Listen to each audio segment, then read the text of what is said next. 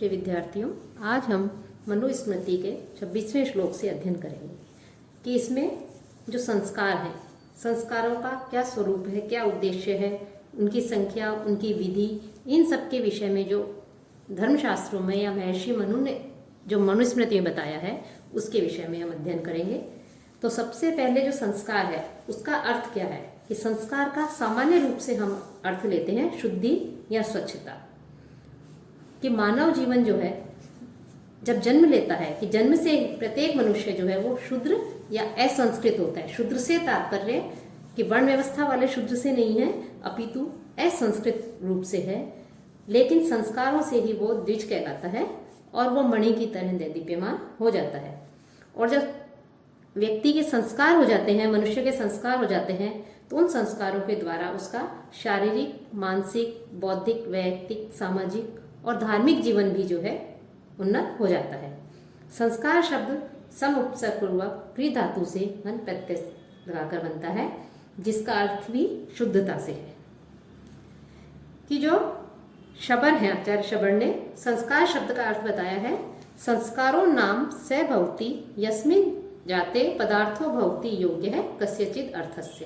अर्थात संस्कार वह है जिसके यौन होने से कोई पदार्थ या व्यक्ति किसी कार्य को करने के योग्य हो जाता है। कि किसी भी कार्य के लिए जब योग्य हो जाता है तो वो योग्य होने के लिए संस्कार होना आवश्यक है। कि संस्कार होने के पश्चात ही कोई व्यक्ति जो है किसी कार्य के योग्य होता है। तंत्र वार्तिक के अनुसार योग्यतां चादधानः क्रियाः संस्कारा इति उच्यते। अर्थात संस्कार वे क्रियाएं या रीतियां हैं जो योग्यता प्रदान करती हैं। अब जो योग्यता है वो योग्यता भी दो प्रकार की होती है, पाप मोचन से उत्पन्न योग्यता तथा नवीन गुणों से उत्पन्न योग्यता। संस्कारों से नवीन गुणों की प्राप्ति होती है और तप आदि से पापों का या दोषों का मार्जन होता है। कि वीर मित्रोदय ने भी संस्कार की परिभाषा दी है। उनके अनुसार यह एक विलक्षण योग्यता है और यह योग्यता शास्त्रविहित जो क्रियाएं हैं उन क्रियाओं के करने से उत्पन्न होती है। और यह योग्यता भी दो प्रकार की बताई गई है वहां पर, कि जिसके द्वारा व्यक्ति अन्य क्रियाओं के योग्य हो जाता है। अन्य क्रियाओं अर्थात उपनयन आदि संस्कार से जैसे वेदाध्ययन का आरंभ किया जा सकता है। और दूसरा दोष अर्थात संस्कारों के द्वारा जैसे जातकर्म आदि संस्कार हैं, उन संस्कारों से वीर्य एवं गर्भाशय आदि का जो दोष है उन दोषों से वो मुक्त हो जाता है। इस प्रकार से कि वीर मित्रोदय ने संस्कार के लिए जो है योग्यता दो प्रकार की बताई है।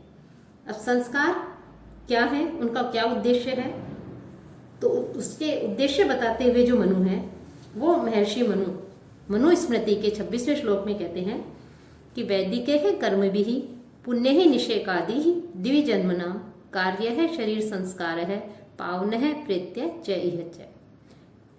कि इसमें बता रहे हैं, आचार्य मनु कहते हैं कि ब्राह्मण क्षत्रिय आदि जो वर्ण के जो लोग हैं, जो मनुष्य हैं, उनको गर्भाधान से लेकर अंत्येष्टि पर्यंत तक किए जाने वाले सारे संस्कार वेद विहित विधि के अनुसार ही करने चाहिए। कि जो भी संस्कार किए जाते हैं वो सारे संस्कार वेदोक्त विधि के अनुसार होने चाहिए। कि द्विजों के लोक और परलोक में सर्वत्र पवित्र करने वाले, पावन अर्थात पवित्र करने वाले जो गर्भाधान आदि जो शारीरिक संस्कार हैं उन संस्कारों को वैदिक ही कर्म भी वैदिक मंत्रों से कैसे पवित्र, कि पवित्र या पुनीत जो वैदिक मंत्र हैं उन मंत्रों के सहित और विधि विधान पूर्वक जो है उनको संपन्न करना चाहिए। अब संस्कार संपन्न करने चाहिए, लेकिन संस्कार का उद्देश्य क्या है, क्यों करने चाहिए, इनका क्या फल है, तो इसके लिए कहते हैं मनु कि गार्भे होमे ही जात कर्म चौड़ मोंजी निबंधन ही वैजिकम गार्भिकम चयनो द्विजानाम अपनृज्यते। कि गार्भे ही होमे ही कि द्विज वर्ण जो है उन वर्णों के वीर्य दोष और जो गर्भ दोष है उन गर्भ दोषों को शुद्ध करने वाले होमे है कि जो होम आदि हैं उनसे, और जात कर्म चूड़ा कर्म और मौंजी बंधन, कि जात कर्म चौड़ अर्थात चूड़ा कर्म और मौंजी बंधने कि मौंजी बंधन आदि जो संस्कार हैं उन संस्कारों से जो भी वीर्य आदि जो दोष होते हैं, द्विजादाम द्विजातियों के वैजिकम गार्भिकम च, उनके वीर्य दोष और गर्भ दोष, ये सारे दोष जो है इन संस्कारों से इन्ह दोष अपमृज्यते, दूर हो जाते हैं। अर्थात वो सब जो वर्ण के जो लोग हैं ये सभी जो है संस्कारों के द्वारा फिर पवित्र हो जाते हैं। कि महर्षि मनु जो है, आचार्य मनु हैं, उनका कहना है कि गर्भाधान से लेकर अंत्येष्टि तक जो भी संस्कार किए जाते हैं उन सभी संस्कारों से मनुष्य के जो गर्भ तथा बीज से संबंधित जो दोष हैं वो दोष दूर हो जाते हैं। यहाँ महर्षि मनु के अनुसार संस्कारों का उद्देश्य जो दोष है या जो पाप हैं उनका निवारण करना है, उनको जो है दूर करना है। तो इस प्रकार से कि द्विज वर्णों के जो गर्भ आदि के दोष हैं या जो बीज आदि के दोष है, उन दोषों को दूर करने के लिए ही जो ये संस्कार किए जाते हैं, इन संस्कारों से जो है वो सब दोष दूर हो जाते हैं। कि उन द्विजातियों में माता पिता के वीर्य एवं गर्भाशय के जो दोष हैं, उन दोषों को गर्भाधान समय के होम तथा जातकर्म से, अर्थात जातकर्म जो संस्कार होता है, जन्म के समय जो संस्कार होता है, उस जातकर्म संस्कार से, चौल संस्कार से अर्थात मुंडन संस्कार से, तथा मूंज की मेखला आदि जो पहनने जाते हैं, मौंजी ये मूंज की मेखला आदि जो पहनते हैं अर्थात उपनयन संस्कार से ये सारे जो दोष दूर हो जाते हैं। कि वेदाध्ययन, व्रत, होम, त्रैविध व्रत, पूजा, संतानोत्पत्ति, वैदिक जो पंचमहायज्ञ बताए हैं उनसे, वैदिक यज्ञों से जो मानव शरीर है वो ब्रह्म प्राप्ति के योग्य बन जाता है। और जब ब्रह्म प्राप्ति के योग्य बनते हैं उसके लिए जो है उसको पवित्र होना आवश्यक है, सारे दोषों को दूर करना आवश्यक है। और वो जो दोष होते हैं मनुष्य के, और उन दोषों को दूर करने के लिए संस्कारों की आवश्यकता बताई गई है। तो मनु के अनुसार माता पिता के वीर्य और गर्भाशय के जो दोष होते हैं उन दोषों को दूर करने के लिए जो संस्कार आदि जो है किए जाते हैं, उन संस्कारों से वो सारे दोष दूर हो जाते हैं और वो मनुष्य जो है वो पवित्र हो जाता है।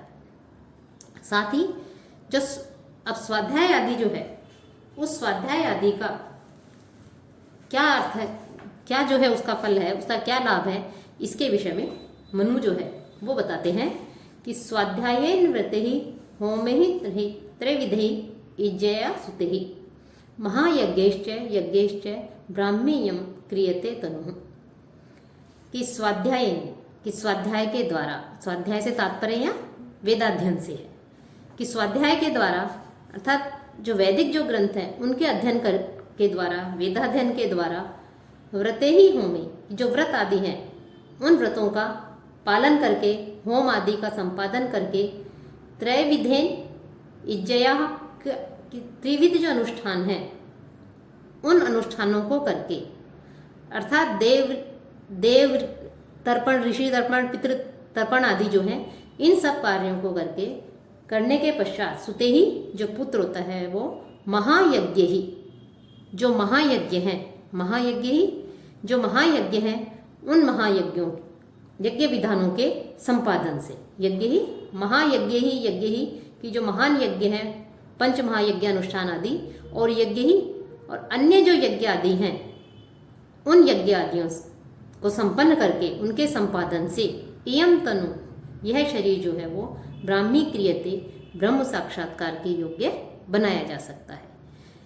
कि महर्षि मनु का कहना है कि वह मनुष्य जो है वो वेदाध्ययन करे, व्रत आदि जो उसके लिए विहित बताए हैं, चांद्रायण आदि जो व्रत हैं धर्म शास्त्रों में जो बताए हैं, उन व्रतों आदि का पालन करे, होम आदि का संपादन करे, और त्रिविध प्रकार की जो यज्ञ आदि हैं उन सब का जो है यज्ञ आदि करके, उनको संपन्न करके, देव ऋषि पितृ आदि तर्पण करके, और इसके पश्चात जो सुते ही जो पुत्र आदि है उस पुत्र आदि को भी उत्पन्न करके, अर्थात पितृ ऋण से मुक्त होने के लिए पुत्र आदि को उत्पन्न करके, और अपने शरीर को जो है वो व्यक्ति फिर यज्ञ आदि का संपादन करके अपने शरीर को ब्रह्म साक्षात्कार के योग्य बना सकता है। तो यहाँ पर जो जातकर्म संस्कार बताया है, जातकर्म संस्कार क्या होता है, उन संस्कार के विषय में महर्षि मनु कहते हैं कि वैसे तो संस्कारों की संख्या के विषय में स्मृतिकारों में मतभेद रहा है।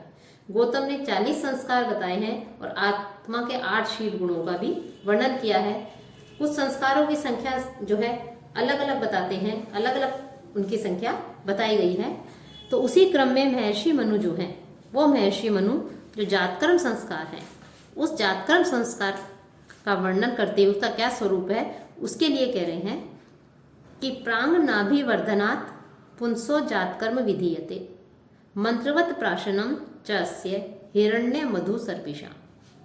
अब जो जातकर्म संस्कार है, वो संस्कार वर्तमान में तो है, ये संस्कार एक तरह से लुप्त प्राय हो गया है, लेकिन जो संस्कार है, ये संस्कार कब किया जाता है, इसमें क्या किया जाता है, इसकी क्या विधि है, इसका वर्णन करते हुए महर्षि मनु जो है, वो महर्षि मनु कहते हैं कि पुंसः नाभि वर्धना, कि जो मनुष्य है, जो बालक है, उसका नाभि वर्धना कि नालक छेदन से पूर्व जातकर प्राक यानी उससे पहले ही जातकर्म विधीयते, जातकर्म संस्कार किया जाता है।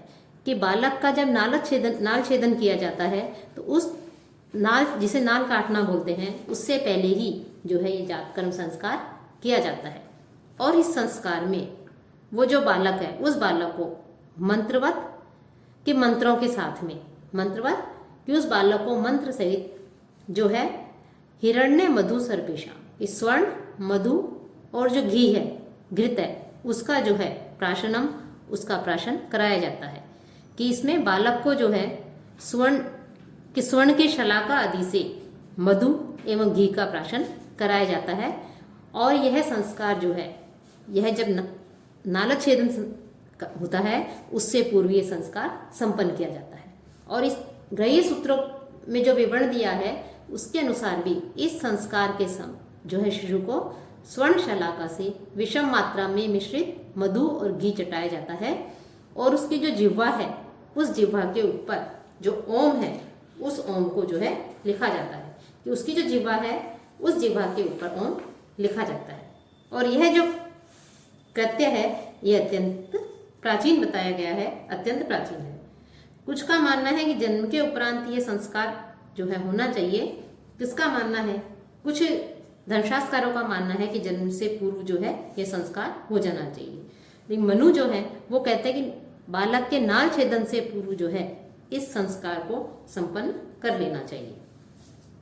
अब इसके पश्चात नामकरण संस्कार आता है, उसका क्या स्वरूप है, इसके विषय में महर्षि मनु कहते हैं नाम ध्येयम दशम्याम तु द्वादशाम व अस्य कारयेत पुण्य तिथो मुहूर्ते व नक्षत्रे व गुणान्विते।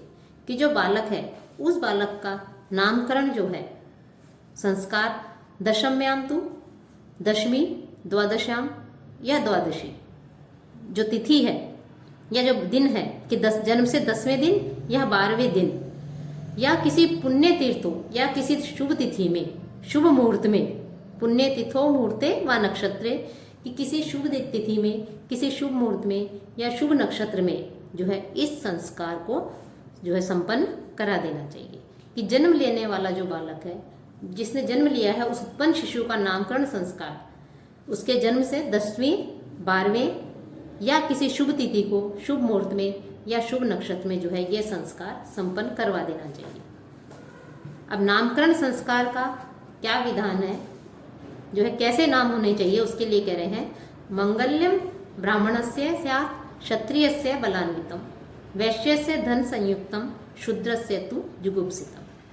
कि जो ब्राह्मण है उस ब्राह्मण का नाम मांगल्यम के मांगलिक शब्दों से युक्त होना चाहिए, मांगलिक व्रत होना चाहिए। क्षत्रिय का नामकरण जो है वो बलवाचक शब्दों वाला होना चाहिए। वैश्य का धन, क्योंकि उसका कार्य व्यापार करना है, इसलिए उसका कार्य भौतिक समृद्धि का सूचक शब्दों वाला होना चाहिए, धन आदि के सूचक शब्दों वाला होना चाहिए। और शुद्ध, इसी प्रकार से जो शूद्र है, चौथा वर्ण, उसके नाम के विषय में भी कहा गया है कि उसके लिए जो है निंदित जो है इस प्रकार का नाम होना चाहिए, ऐसे उसका नामकरण संस्कार करना चाहिए। अब नामकरण जो है उस संस्कार का आगे इसी के स्वरूप के लिए कह रहे हैं कि शर्मवत ब्राह्मणस्य स्याद् राज्ञो रक्षा समन्वितम वैश्यस्य पुष्टि संयुक्तम शूद्रस्य प्रैश्य संयुक्तम। कि जो ब्राह्मण है, ब्राह्मण जो आदि जो है उनका नाम शर्मवत की जो है कल्याण सूचक होना चाहिए। राजा का रक्षा समन्वितम, रक्षा सूचक होना चाहिए, रक्षा परक होना चाहिए। वैश्य का पुष्टि परक होना चाहिए और शूद्र का नाम जो है उदास्य परक होना चाहिए। इस प्रकार से जो है यहाँ पर इन चारों वर्णों के नाम के विषय में बताया गया है। तो यहाँ देखा जाए तो जो शूद्र वर्ण है उसके नाम के विषय में जो कुछ भी कहा गया है उसे के प्रति हीन दृष्टि रख करके जो है ये नाम, ये नहीं कहा गया है। वो वर्ण व्यवस्था, कर्म के आधार पर वर्ण व्यवस्था थी, तो जो जिस प्रकार के कर्म करता था उसी के अनुरूप वो वर्ण को ग्रहण करता था और उसी के अनुरूप जो है उसका फिर नाम आदि होता था। अब स्त्रियों का नाम किस प्रकार से रखना चाहिए? स्त्रीणाम सुखोद्यम अक्रूरम विस्पष्टार्थम मनोहरम मंगल्यम दीर्घ वर्णांतम आशीर्वादाभिधानम।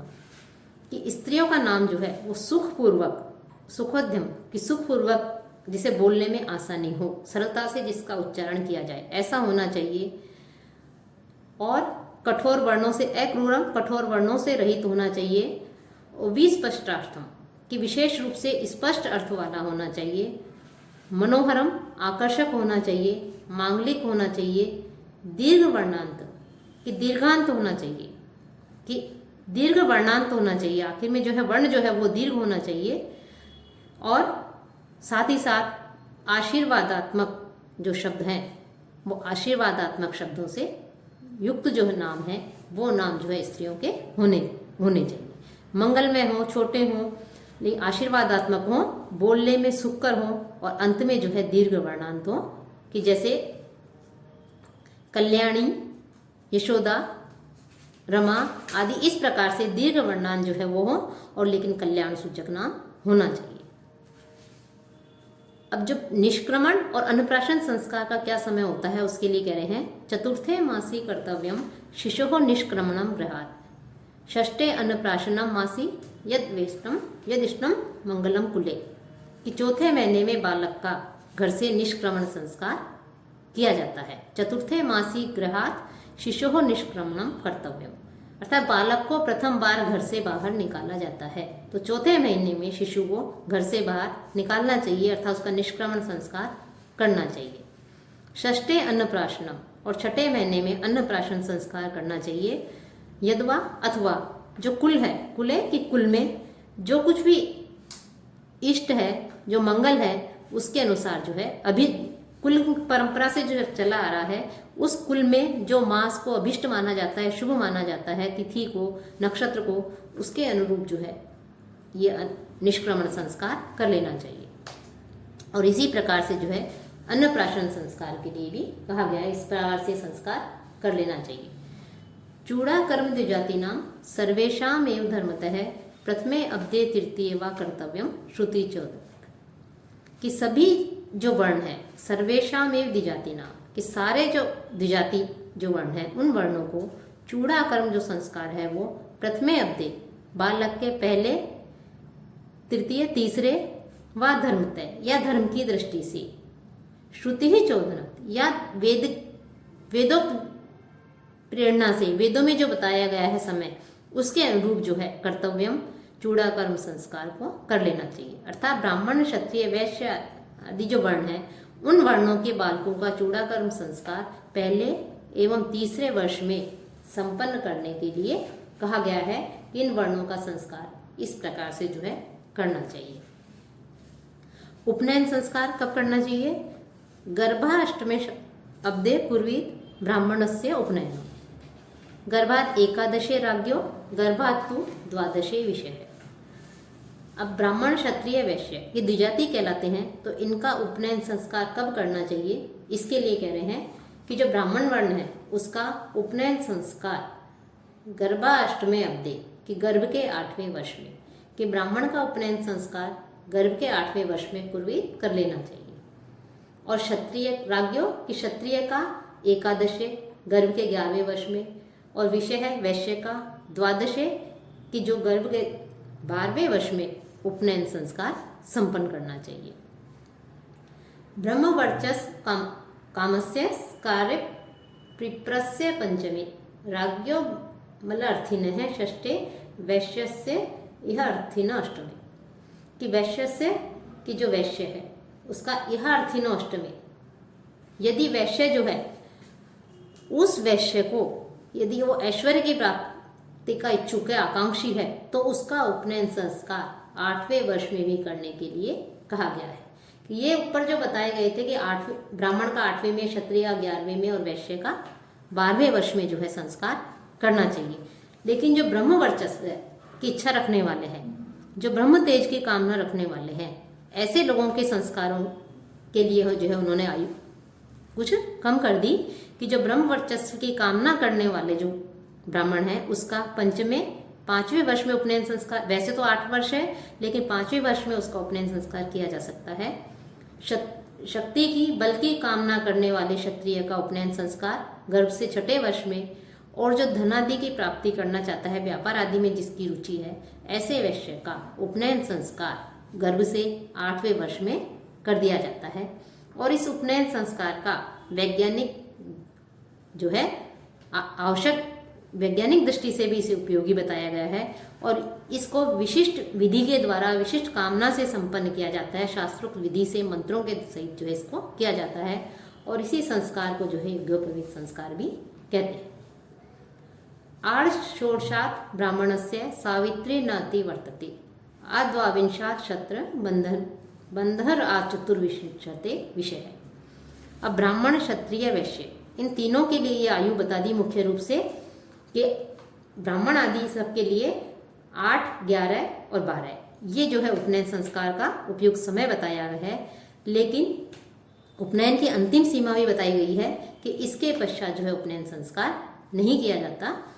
कि ब्राह्मण से आशोषात, कि ब्राह्मण का 16 वर्ष के पश्चात जो है संस्कार उपनयन संस्कार नहीं किया जा सकता। अंतिम सीमा उसकी 16 वर्ष तक है।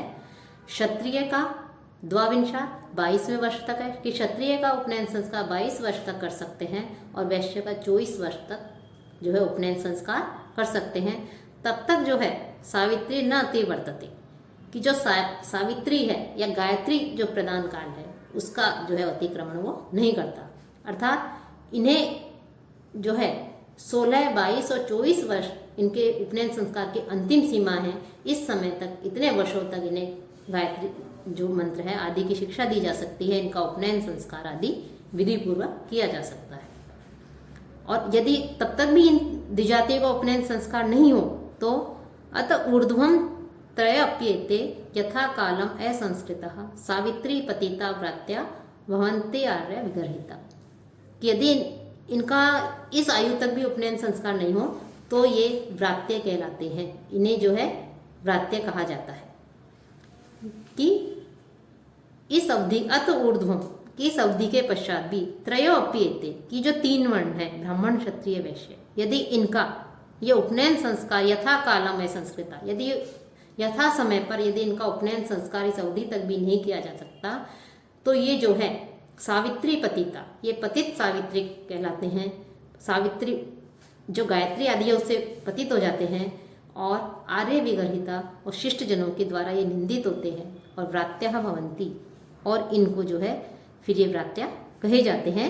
ये जो है व्रात्य शब्द एक तरह से निंदा सूचक है और इस प्रकार से जो है ये जो कर्म है उन कर्मों को करने के जो है अयोग्य हो जाते हैं। वेदों को पढ़ने के अयोग्य हो जाते हैं, शास्त्रों को पढ़ने के अयोग्य हो जाते हैं। तो इस और जो शिष्ट लोग हैं, विद्वान लोग हैं, उनके द्वारा जो है ये निंदित और व्रात्य कहलाते हैं। और जो ये व्रात्य हैं अर्थात जिनका उपनयन संस्कार नहीं होता है, इनके साथ में कभी भी जो है अध्ययन, अध्यापन और वैवाहिक संबंध रखने के लिए निषेध किया गया है। कि शास्त्रों की मर्यादा के अनुसार ये अपवित्र कहलाते हैं यदि इनका उपनयन संस्कार अंतिम सीमा तक भी नहीं होता है, असंस्कृत कहलाते हैं। और ऐसी स्थिति में इनके साथ वेदाध्ययन आदि का और विवाह आदि का जो है किसी भी प्रकार का जो है ब्रह्म ज्ञान से संबंधित, विवाह आदि से संबंधित किसी प्रकार का कोई संबंध नहीं रखना चाहिए। अब जो ब्रह्मचारी है उस ब्रह्मचारी की वेशभूषा किस प्रकार की होनी चाहिए उसके विषय में जो है अब बताएंगे। ये तो मुख्य रूप से जात कर्म के विषय में बताया, संस्कार, अन्नप्राशन के विषय में बताया, निष्क्रमण और जो उपनयन संस्कार है, कब उपनयन संस्कार किया जाता है तीनों वर्णों का, इसकी अंतिम सीमा क्या है, और तब तक भी अंतिम सीमा तक भी उपनयन संस्कार नहीं हो तो वो क्या व्रात्य कहलाते हैं और इनके साथ किसी प्रकार का संबंध नहीं रखना चाहिए, इसका वर्णन किया। अब जो ब्रह्मचारी है उस ब्रह्मचारी की वेशभूषा कैसी होनी चाहिए, वो कैसी जो है मेखला को धारण करे, कैसे वस्त्रों को धारण करे, यज्ञोपवीत कैसा हो, दंड आदि उसका कैसा हो, इसके विषय में जो है वो महर्षि मनु वर्णन करेंगे।